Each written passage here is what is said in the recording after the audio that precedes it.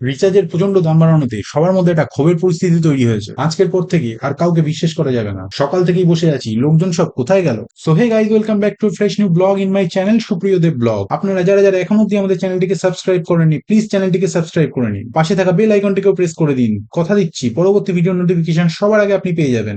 চলো বন্ধুরা, তোমাদের সাথে নিয়ে শুরু করি আজকের ভিডিওটা। বেশ কিছুক্ষণ অপেক্ষা করার পর একজন কাস্টমার আসেন রিচার্জ করার জন্য। রিচার্জ করে কাস্টমারকে ছেড়ে দেওয়ার পর আরো একজন দাদা আসেন একটা ডকুমেন্টস ল্যামিনেশন করার জন্য। দাদার ডকুমেন্টস ল্যামিনেশন করে দেওয়ার পর আরো একজন দাদা আসেন মানি ট্রান্সফার করার জন্য। দাদার মানি ট্রান্সফার করছি এমন সময় 3-4 জন কাস্টমার একসাথে আসেন রিচার্জ করার জন্য। অস্বাভাবিক হারে রিচার্জের দাম বাড়িয়ে দেওয়ার প্রত্যেক কটা মানুষের মনে একটা ক্ষোভের সৃষ্টি হয়েছে। এই দাদারাও এর ব্যতিক্রম ছিলেন। প্রত্যেকেরই চোখে মুখে একটা অসন্তোষের ছবি প্রকাশ পাচ্ছিল। কেউ কেউ তো বলছে কোনো এক কোম্পানির মালিকের ছেলের বিয়ের খরচ তোলার জন্যই নাকি রিচার্জের দাম বাড়ানো হয়েছে। যদিও বা কথাগুলো যুক্তিহীন, তাও পাড়ার রকে, চায়ের দোকানে অথবা যেখানেই 10টা মাথা এক হচ্ছে সেখানেই লোকমুখে মজার ছলে এইসব কথাগুলো শোনা যাচ্ছে। এরপরই একজন দিদিভাই আসেন ইলেকট্রিকের বিল জমা করতে। দিদিভাইয়ের বিলটা জমা করছি, তখনই হঠাৎ করে নজরে পড়লো একটা 100 টাকার নোট। দুটুকরো নোটটাকে কে যেন আঠা দিয়ে জুড়ে আমাকে দিয়ে গেছে। ভিড়ের সুযোগ নিয়ে কিছু কিছু লোক এরকম কাণ্ড করে থাকে। এটা আমি